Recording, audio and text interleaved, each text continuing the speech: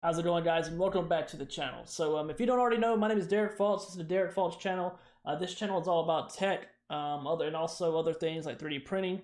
Today we're going to be talking about getting started, our basic tutorial on the Raspberry Pi. If you saw my last video, I did a history and why I think you should get one. Basically, it was about my obsession, infatuation of the Raspberry Pi.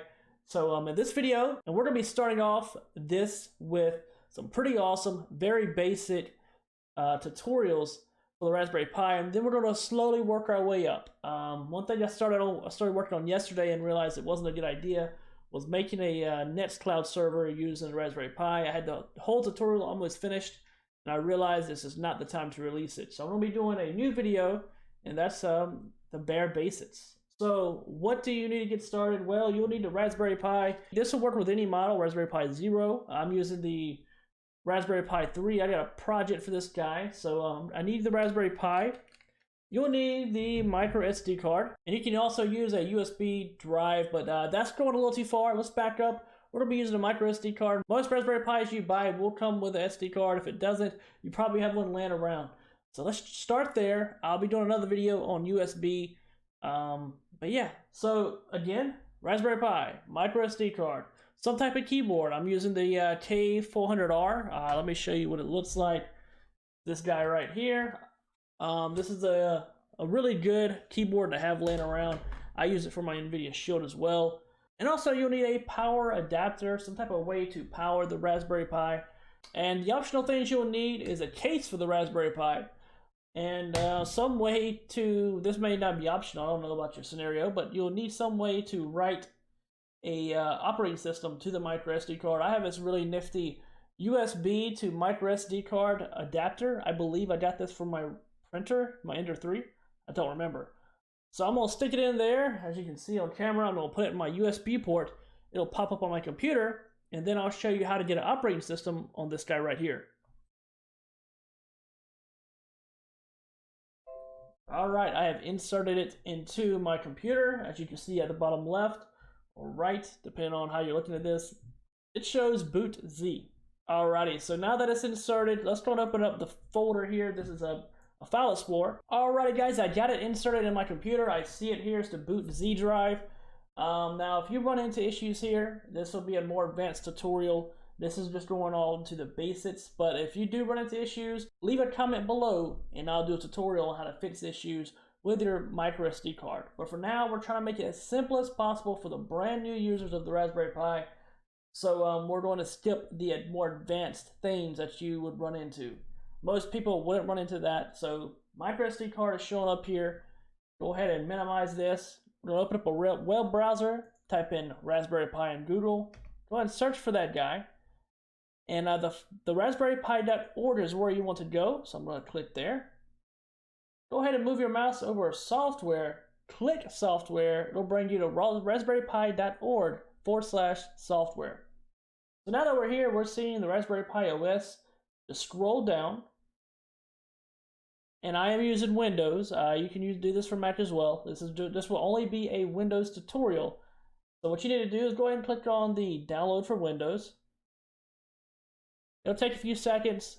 Once it's downloaded, it should be in your downloads folder. The imager _1.5 is what we need. We're going to go ahead and execute it. You'll be prompted with a UAC prompt. This is a user access control. Go ahead and hit yes here. And here's where you install the Raspberry Pi imager. Now this will basically make it very easy and seamless for installing an operating system onto the micro SD card. There's other ways to do this, but I'm just going with the recommended way through the Raspberry Pi website. So we're going to hit install. And when it's finished, it's going to run the Raspberry Pi imager. And you're going to see this. So right here, you can choose your OS, choose your SD card. I'm going to choose Raspberry Pi OS. And later on, I'll be showing you how to put other operating systems on it. But for now, we're going with the Raspberry Pi OS. Choose SD card.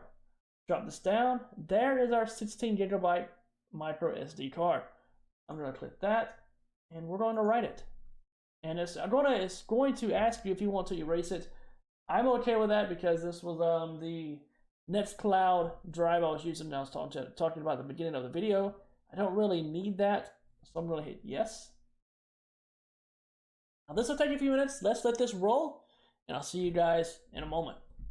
Alrighty, and once it's done, it'll prompt you with basically a message saying you can remove the SD card from the reader. We're going to hit continue here. It pretty much ejects it automatically here.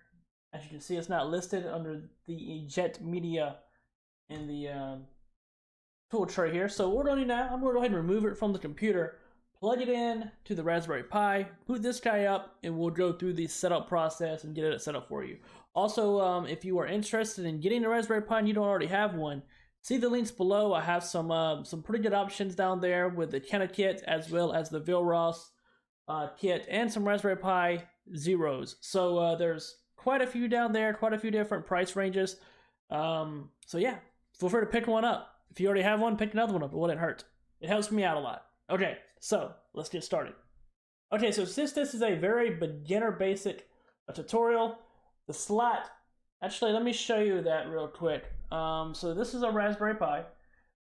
So these are the GPIOs, the general purpose input output pins.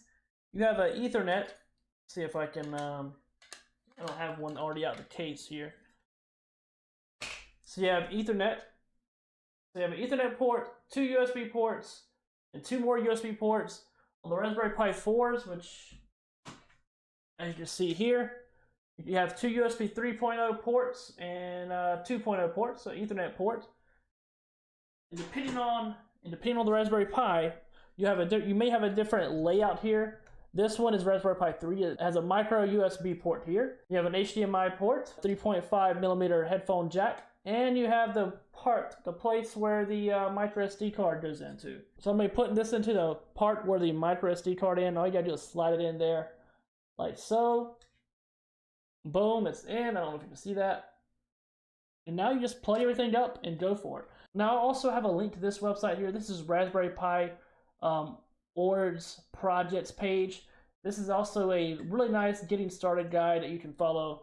Let's go ahead and pick up things on the Raspberry Pi. This is the very first boot up of the Raspberry Pi. So this is how it'll look right when you boot it up for the very first time. All right, so let me get my wireless keyboard in place. Okay, welcome to the Raspberry Pi desktop powered by Raspberry Pi OS 32-bit. I don't know if my camera is going to be in the way, so I'm going to be kind of the center of attention right now. Also, by the way, the default credentials. Username is Pi, P-I. Password is Raspberry, R-A-S-P-B-E-R-R-Y. That's the default username and password. Okay, so I'm going to move myself back out of center frame here. Don't worry about these black bars around. If you do got black bars, don't worry about those. This little quick start menu that we're about to go through, our quick startup guide, is going to fix that border. So let's go ahead and go through this. Welcome to the Raspberry Pi desktop. Before you start using it, there are a few things you need to set up. Please press next to get started. Next. All right, so we're going to fix this here. I am in US and American English and time zone. Right now I'm in New York time zone, so we're going to scroll down. Not to Nam, New York. All right, once you got that in place, you're going to click next. Now I do have the Raspberry Pi 3 Model B, so this will have Wi-Fi. If you got a Raspberry Pi 4, you have Wi-Fi. So that's how we're going to be setting this up. If you have Ethernet, you can go ahead and plug it in now, and it should pick it up on the network. If it doesn't, then comment below and let me know, and we'll do a tutorial or troubleshooting video on that. Okay, so they want you to change the default password to Pi. It's highly recommended that you change your password, especially if you're going to be using this for a project. So I'm a very different breed when it comes to passwords. Most of my passwords are 20+ characters, numbers, letters, and symbols. And that's what I'm going to be using here.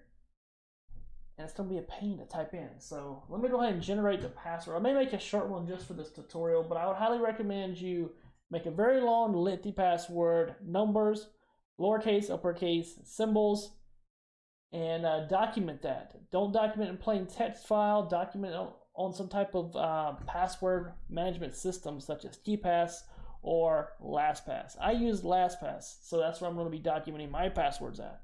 Alright, so we're not going to type our password. I got hide characters on, so you can't see it. Let's go ahead and type that in.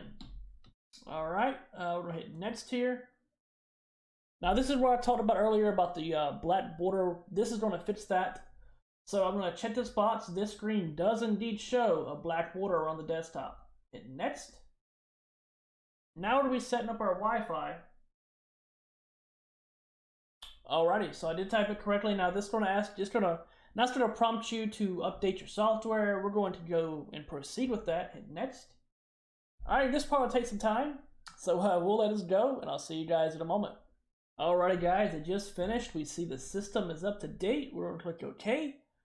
It's going to go ahead and ask us if we want to reboot. We're going to go ahead and do that. Let's go ahead and hit restart. And it's now going to reboot. Once it comes back up, what we're going to be doing next, I'm going to be going through command line, showing you how to update it via command line. And also we're going to be enabling SSH so we can use applications to access the terminal with our own computers. So we don't have to log in or plug up a monitor just to log into the Raspberry Pi. Also, I'll be showing you how to use VNC if you prefer the desktop over the terminal session. Now, as you can see, I just rebooted. It did take care of that black border. So let's go ahead and get that set up. First, terminal is right here. Click it. Once it's loaded, you'll see this. Now, in order to run updates, you'll need to run this command as an admin. It's very easy and simple to do. What I'm going to be doing is running sudo su, which is sudo super user, or you can run sudo in these commands. I'll show you it both ways. So we're going to do sudo su. You only need to do this one way. So now, as you can see, my line now says root at Raspberry Pi instead of Pi at Raspberry Pi. So now we're root. So we're going to do apt update. It should come back and say everything's up to date since we just went through and did the initial updates. All right, and now that's done, and we're going to do apt upgrade as well, just to make sure there's no other packages out there that needs to be updated or upgraded. So that was one method of doing it, the sudo su, and then running the apt update and upgrade. Another method you could do that with is just running the command sudo apt update. And the main difference between these two is when you run sudo su, you then can run any command you want as admin. If you run these commands the way we're doing it now, it only runs that command as admin, yet your user is still set as Pi. So sudo apt update. Okay, so it came back with nothing. Now we're going to do sudo apt upgrade. And that came back clean as well. So we're fully up to date. I want to show you something real quick, and then I'm going to show you how to enable SSH and VNC. So as you can see, my user is still the Pi at Raspberry, so it's not as root. So if you try running a command, we'll do apt update. It'll come back and tell you that there's a permission denied. If you get that, that just means that you're not running it with adequate permissions. So you'll need to run it sudo and then the command, or sudo su and then the command. All right. So that's how we're going to do with the terminal for now. We're going to close that, and I'm going to show you how to go into the Raspberry configuration, enable SSH, and enable VNC. And you'll need those two things if you plan on remoting into this guy from your computer. This will basically make it where it's easier for you to access this guy without having to actually plug a keyboard up and a monitor. Basically, the difference between VNC and SSH gives you full access to the terminal. You'll be able to type in any commands you want to do, but that is where it stops. VNC will give you this exact view on your computer. So you'll have this view on your computer without having to log in to the Raspberry Pi. Now let me show you what that looks like. So first, hit the Raspberry, go to Preferences, Raspberry Pi Configuration. We're going to go to Interfaces and enable SSH and VNC.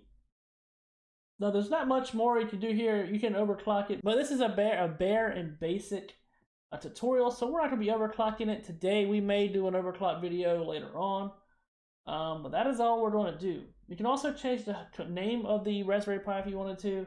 If, for example, if you wanted to make this a Samba Share or a NAS, you can call this Raspberry Pi NAS, Raspberry NAS, or something else that is more clever than that. So, also from here, real quick, if you don't want it to auto log in like it does when you reboot, you can disable this. That makes it where you'll have to type in your username Pi and your password that you set up at the beginning of the video. You can change that as well. So we're going to click OK. And once you have enabled both of those, you'll now have this VNC icon up here. Now what's cool about this VNC icon is it gives you the IP address, which is 192.168.1.193. This is key and very important. This is the address you'll be using to log in using Putty or VNC. Now if you don't need and you didn't enable VNC and you just want to use Putty, the easiest way to get that is to open up the terminal. I'm going to be doing sudo su and running ifconfig. And ifconfig gives you your IP information. This is where you'll find your IP address.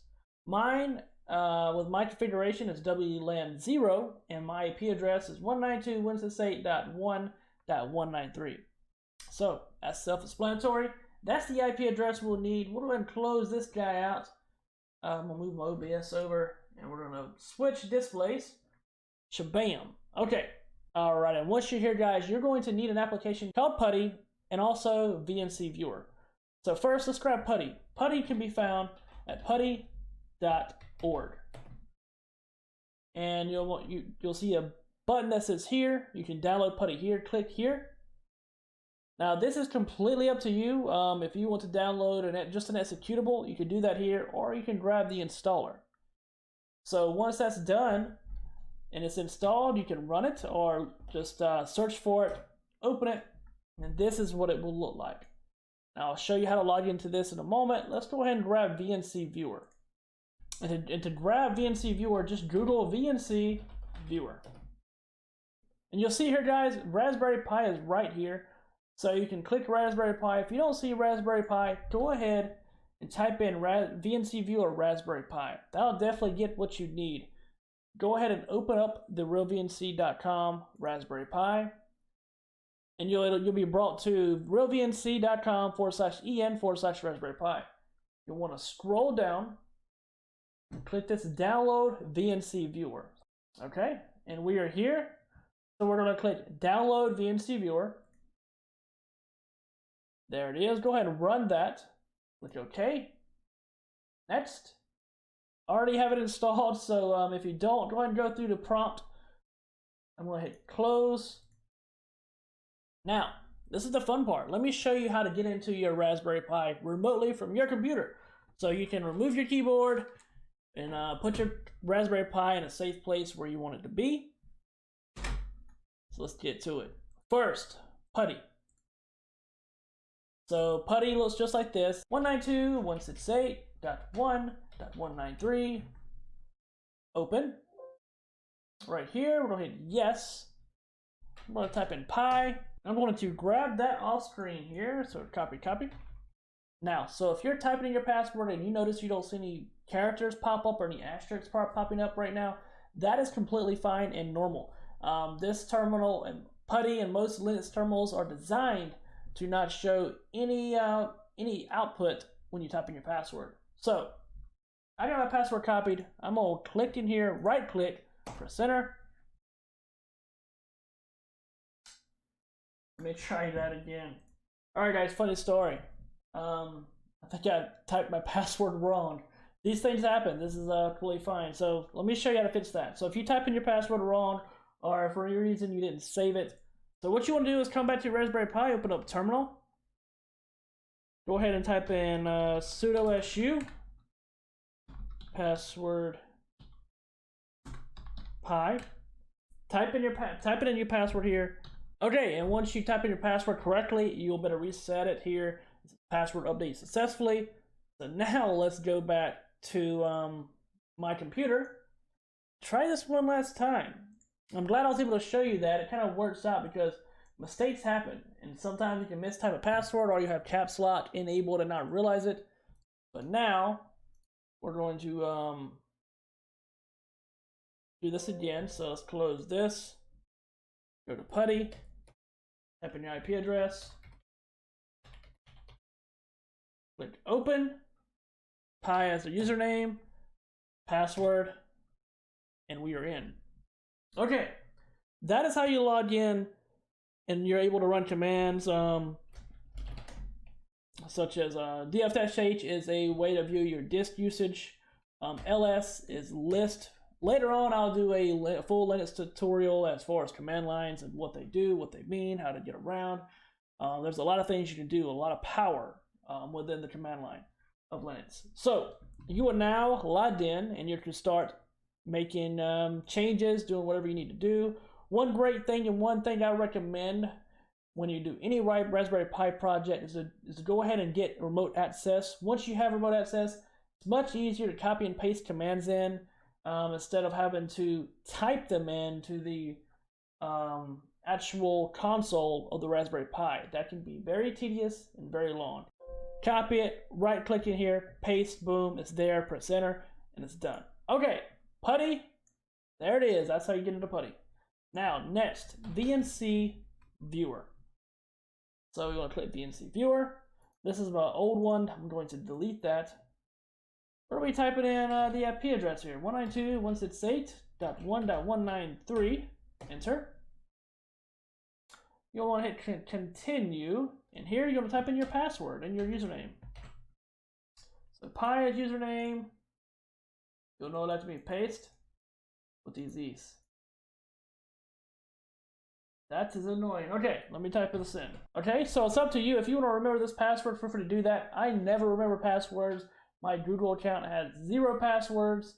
Even though they're pushing that now, I don't really trust anything. Only thing I currently trust right now with my passwords is LastPass. So we're going to click OK here. And shabam, you are now in the VNC Viewer. Now, this is the exact same screen that you're seeing on that you would be seeing on the Raspberry Pi. For example, I'm going to open up a few things. Now, please note, please note this is the VNC Viewer, as you see here, VNC. I'm going to open up Terminal. I'm going to type in, can you see this? Alright, now I'm going to switch over to my Raspberry Pi screen. And there it is. This is the Raspberry Pi screen. There's no VNC Viewer above this. So I'm going to press enter on this keyboard. Boom. That was a fail. Boom. And there it is. And guys, I can continue on with these tutorials. I have tons of things to talk about. But I just want to do the basics, get you from start to a point where you can really start digging in, diving into these to a Raspberry Pi project. That's all there is to it, guys. Yeah, there's nothing much more to talk about. If something like this interests you and you're wanting to get started with a Raspberry Pi project of yourself, I already mentioned this before, but I do have links in the description below. These links have price ranges ranging from anywhere from from like $5 to $10 for the Raspberry Pi Zero, all the way up to about $140 for the Raspberry Pi 4 8GB Vilros edition. Vilros, real quick, I think you saw it in my last video. If you didn't, you need to go watch that video because it's pretty awesome. This right here is my Vilros case. I'm very proud of this. I love this case. And the simple reason why I love it is this really hard steel or aluminum casing. That is metal. I wish I had something else I could hit it with. That is me hitting the Raspberry Pi on a desk. This thing is hard and durable. I love this. This is my favorite purchase of the Raspberry Pi. So, yeah, guys, that's it. Thanks for watching. I'll be doing more tutorials on the Raspberry Pi. Hope you guys got something out of this. Hope you learned something out of this. Yeah. So, guys, thanks for watching, and I'll see you guys next time. Goodbye.